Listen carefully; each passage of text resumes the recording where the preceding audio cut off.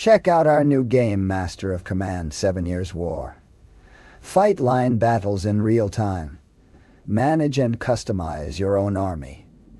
Wage war in a dynamic and replayable campaign. Wishlisting on Steam and subscribing to our DEV channel would help out tremendously. On April 12, 1861, soldiers of the newly proclaimed Confederate States of America opened fire on Fort Sumter. With every shell that slammed into the fort's crumbling walls, the fissures that had long been spreading through American society were slowly blasted into gaping chasms. To the rebelling Confederates, the boom of cannon fire signaled a righteous Second War of Independence.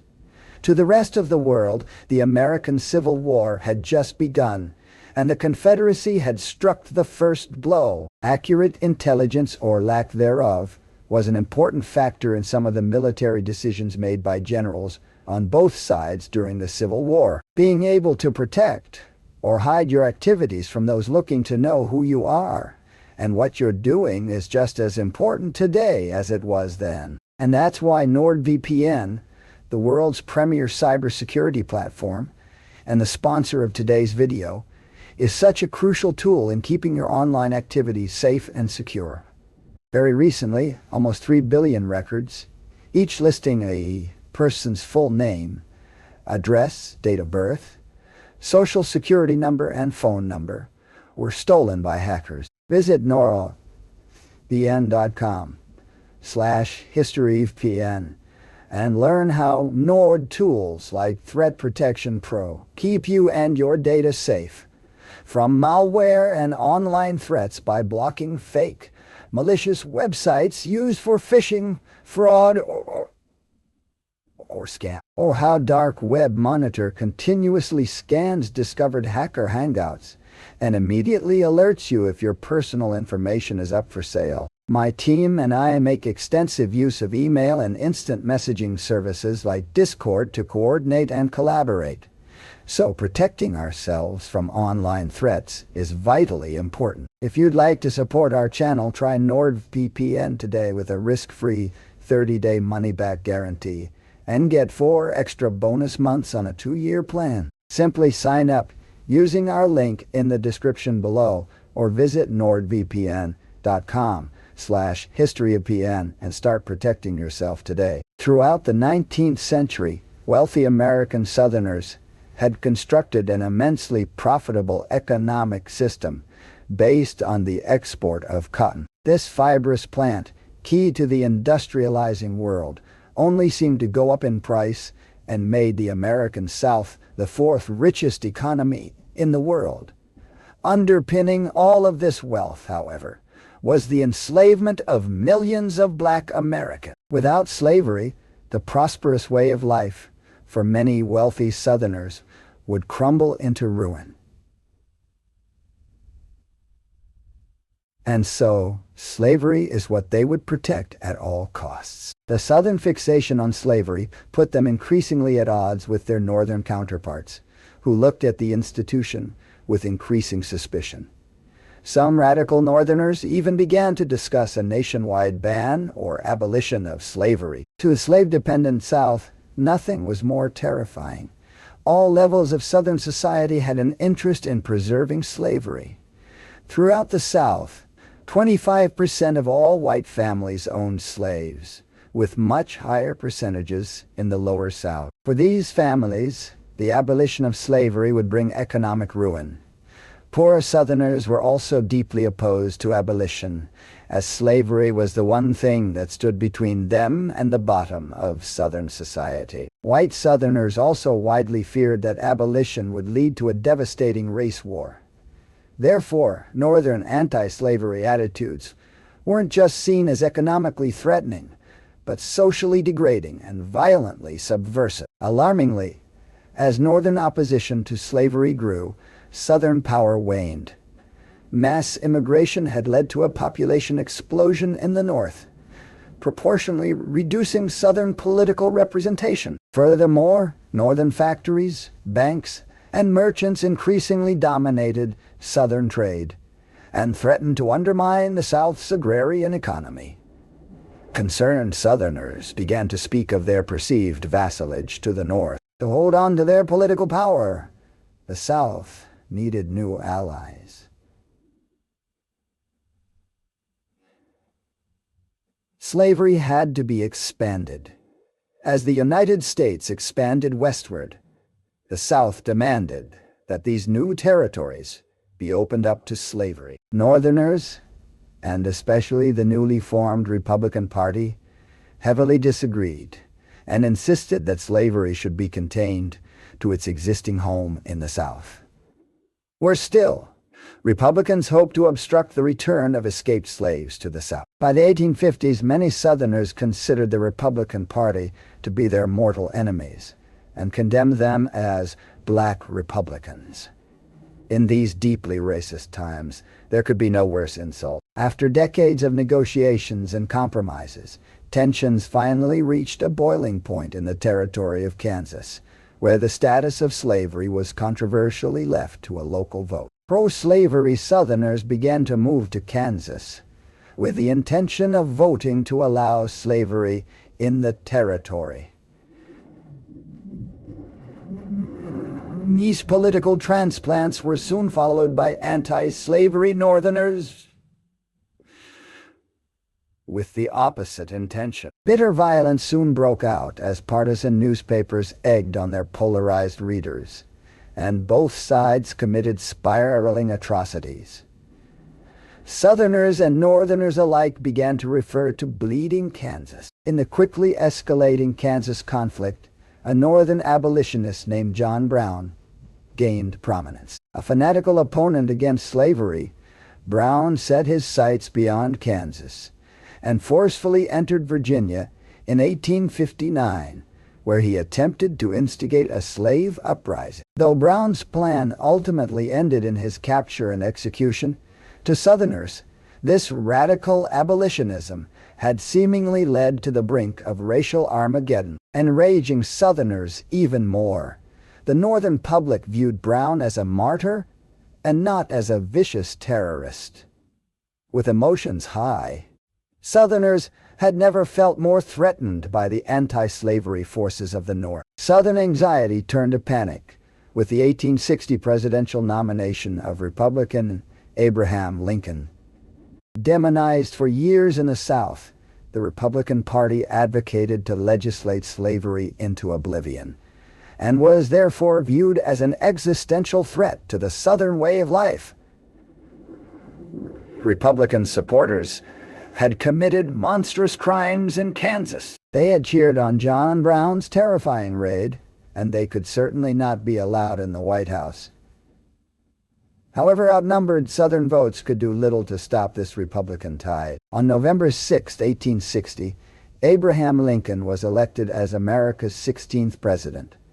For Southern voters, this was a nightmare scenario. Southerners were convinced that Lincoln and his black Republicans would appoint opponents of slavery to every national office, incite devastating slave rebellions, eviscerate the Southern economy, and corrupt Southern society. With the country soon to be in the hands of a perceived radical who had not received a single electoral vote in the South, opposing politicians began to demand that the honor, liberty, and safety of Southern whites could now only be assured by one thing: secession.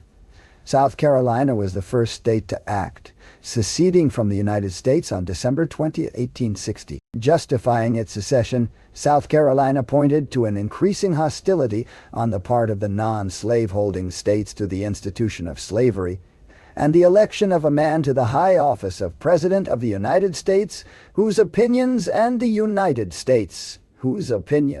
purposes are hostile to slavery.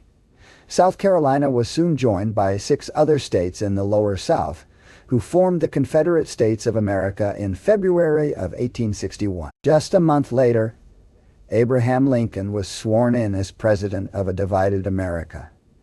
Wealthy claimed that secession was a legal solution to their desire to preserve slavery. Just in case, though, any opposition to secession was suppressed,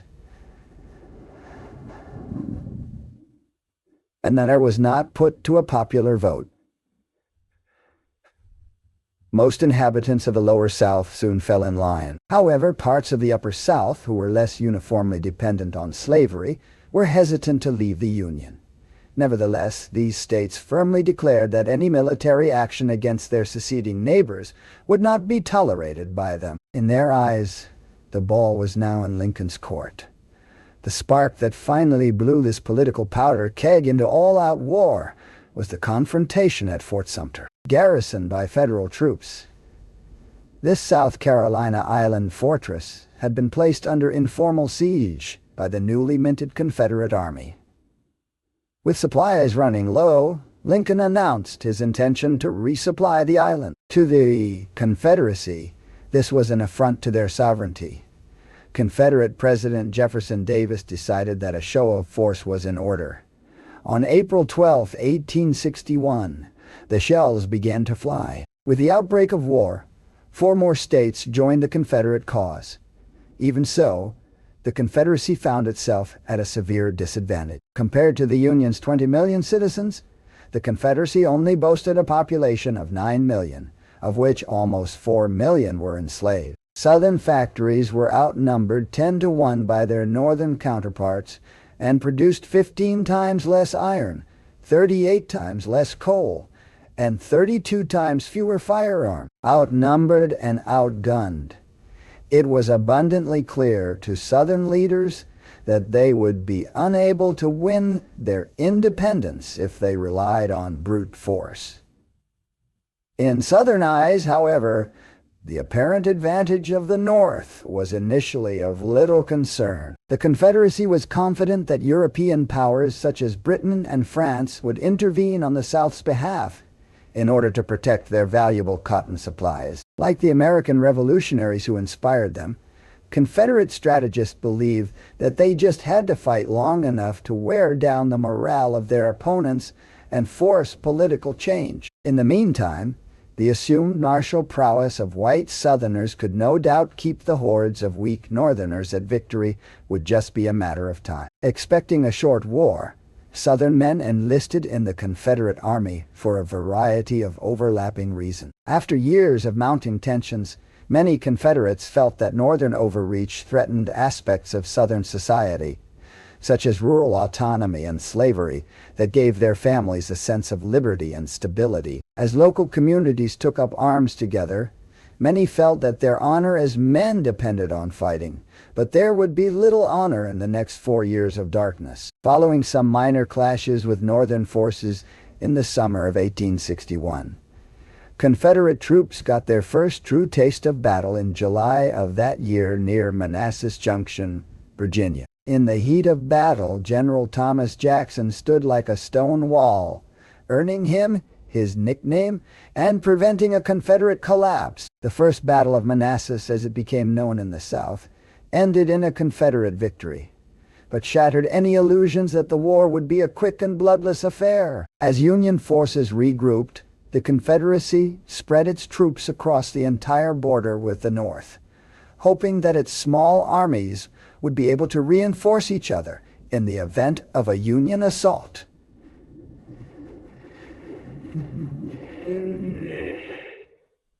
This strategy proved flawed. Union forces under General Ulysses S. Grant defeated a smaller Confederate force at the Battle of Shiloh, and a further string of Union victories in 1862 broke Confederate lines in the West. Adding to the building crisis, a Union fleet sailed into New Orleans, depriving the Confederacy of its largest city and seaport. In the East, the Confederacy came to the brink of catastrophe when a Union army nearly captured the Confederate capital of Richmond. Fearing disaster, President Davis appointed General Robert E. Lee to lead the defense of the city. In a string of victories, Lee soon repulsed the overly cautious Union forces and solidified himself as one of the most skilled Confederate generals. Hoping to seize the initiative, Lee launched an invasion of Northern Territory in the fall of 1862. Lee took a gamble by splitting his forces, leaving some under the command of Stonewall Jackson as he continued to advance north. This decision almost proved fatal when Lee's invasion plans mysteriously fell into the hands of a nearby Union army over twice his size. Luckily, Northern commanders hesitated just long enough for Lee to concentrate most of his remaining forces near the town of Sharpsburg, Maryland. Here he would make his stand. On September 17, 1862, the Battle of Sharpsburg began. Union troops hit the Confederate lines in a series of piecemeal attacks that failed to take advantage of their overwhelming numerical superiority. Nevertheless, Confederate forces were barely able to hang on. Casualties were enormous, and the center of the Confederate army became dangerously close to breaking. As fighting continued throughout the day, the arrival of Southern reinforcements brought an end to what was now the bloodiest day in American history. Tactically, the Battle of Sharpsburg had been abandoned soon after the engagement. Lee's savage forces were obliged to pull back to Confederate territory. To the dismay of white Southerners, the failure of Lee's invasion gave Abraham Lincoln the confidence to announce his Emancipation Proclamation, which promised to abolish slavery in the Confederacy. To the anti-slavery public of the Confederacy's prospective European allies, this document was electric. Britain and France would not openly fight for slavery or Confederate independence. The South's most promising path to victory lay in ruins. Despite the bleak intentional outlook, the Confederacy continued to stymie Northern attempts to end the war. In the West, Union forces under Ulysses S. Grant advanced down the Mississippi River, but were tied down by the Confederate defenders of Vicksburg. In the East, Lee defeated a larger Northern invasion force at Fredericksburg and won a masterful victory at Chancellorsville. Despite mourning the tragic death of Stonewall Jackson, Lee now had the confidence to launch a new invasion of the North in the summer of 1863. In early June, Lee's troops crossed into Pennsylvania, beginning their attack on the North. Fresh off of previous victories, Confederate troops were confident, sometimes cocky. On July 1st, near the town of Gettysburg, Confederate optimism was reinforced when they bested a smaller Northern contingent. However, Lee had underestimated the size of Union forces in the area and soon found himself outnumbered in what was to become the battle of the entire war. With Union troops fortified on the heights south of Gettysburg, Lee attempted to break Northern lines and achieve a decisive victory. On July 2nd, Confederate forces engaged in brutal combat on the Union flanks, which buckled but did not break. Hoping to achieve a breakthrough, Lee ordered his forces to concentrate on the Union center on July 3rd. But this, too, ended in failure. Though he had inflicted heavy losses on his opponent, Lee's own forces had been devastated, and he was forced to limp back to Confederate territory. Just one day after Lee's defeat at Gettysburg, Confederate troops at Vicksburg finally surrendered to General Grant, forfeiting control over the Mississippi River and cutting the Confederacy in half. The defeat was made all the more bitter by the fact that Lee had refused to send reinforcements to the rapidly collapsing Western theater, betting instead on his now failed invasion of the North. The military situation of the Confederacy was becoming increasingly dire. Behind the front lines, the war was also taking its toll. A tightening Union blockade significantly complicated Confederate efforts to export cotton, and Southern politicians refused to raise desperately needed taxes. As a result, inflation ran out of control. The ongoing war also severely disrupted the institution of slavery, as countless black Americans took their freedom into their own hands, emboldened by the Emancipation Proclamation. With cotton never harder to export and slavery never harder to maintain, the very foundations of the Southern economy were crumbling. The South's economic woes were felt most crushingly by the poorest Southerners. With the men away fighting, Confederate women struggled to feed their families, and bread riots broke out all across the Confederacy. Exacerbating the food shortage, white Southern men were subject to an unpopular draft, and their struggling farms were forced to hand over 10% of their crops to Confederate officials. Nevertheless, plantation owners often found a way around these laws. Wealthy Southerners who had advocated most strongly for secession suffered the least from its consequences, a fact that was not lost on many struggling Confederates. As morale plummeted, desertion soared. Confederate soldiers, worried for their families, attempted to slip back to their farms. This steady loss of manpower proved a persistent problem for the already outnumbered South.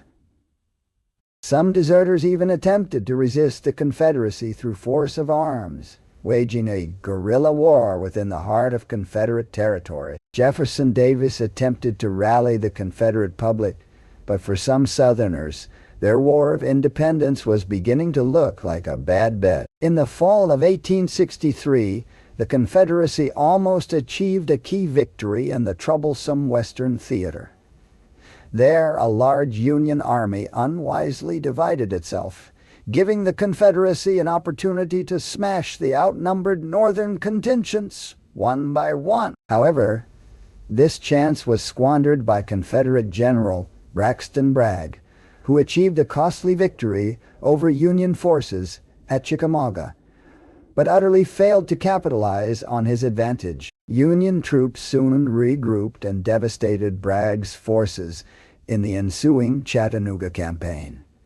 For many in the South, the failures at Chickamauga and Chattanooga represented a sort of turning point in the war. Afterwards, one Confederate general remarked, "The enthusiasm of the Southern soldier was never seen after Chickamauga.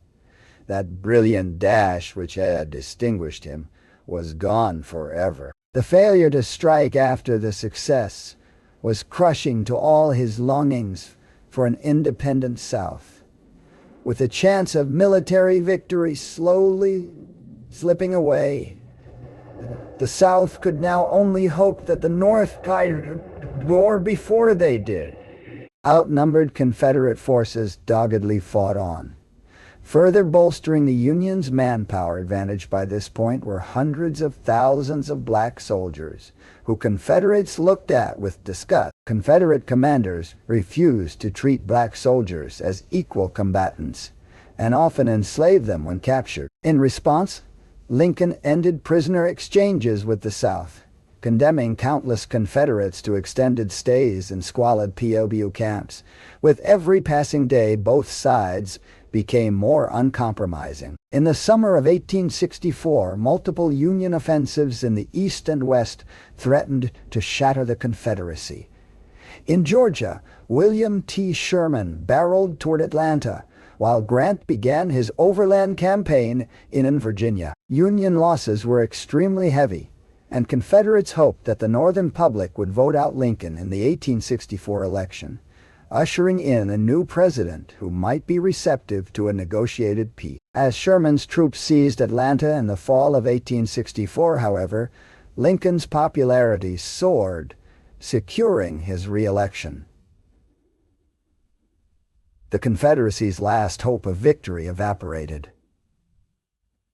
As brutal fighting dragged on, the Confederacy slipped further into chaos. After his capture of Atlanta, Union General William T. Sherman embarked on a devastating raid through Georgia that eviscerated what was left of the Southern economy. Rumors of Sherman's merciless advance spread terror throughout the South, possibly contributing to the South's rising desertion rate. A Confederate attempt to outmaneuver Sherman's advance only led to the annihilation of one of the Confederacy's largest armies, and the loss of fertile farmland destroyed the ability of the South to supply its remaining troops. For the Confederates, the clock was ticking.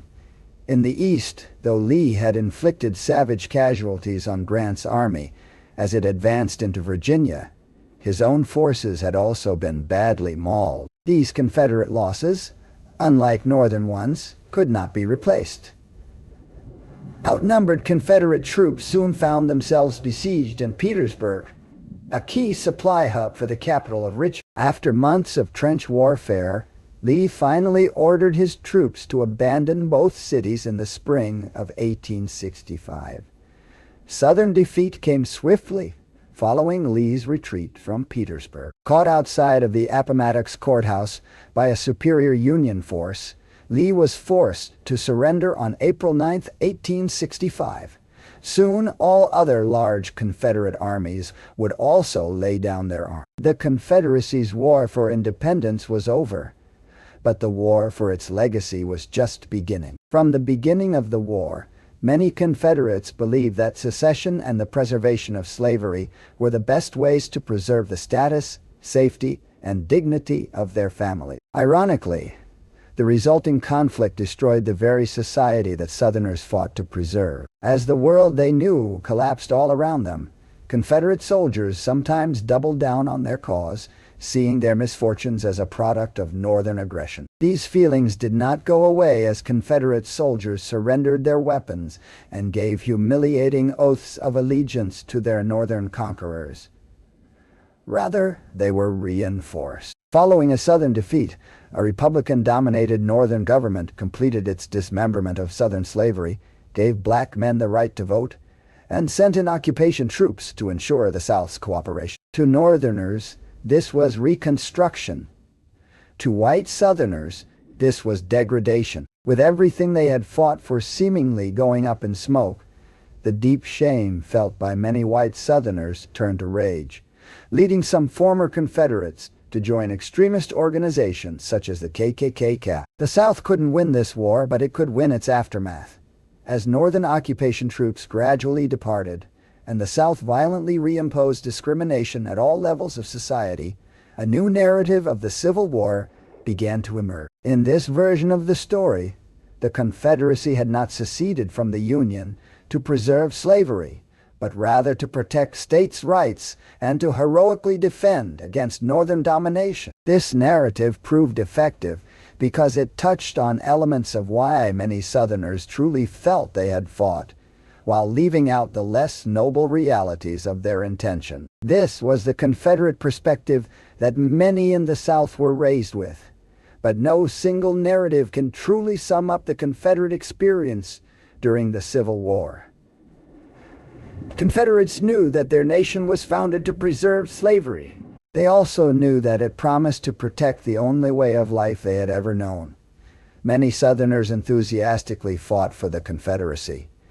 Some grew to resent it, and still others perceived their fight in more intimate terms. As the war came to a close, many Southerners struggled to adjust to a world that was not to their liking, and attempted to slip back into the ways of the past. These Confederates were not heroes, but they were people. And that's what we should remember them as. Don't forget to check out Master of Command 7 Years War on Steam. Wishlisting the game helps you stay informed when it releases, and boosts our game's visibility. If you want to learn more about the project, check out our devlogs over on Armchair History Interactive. And don't forget to subscribe.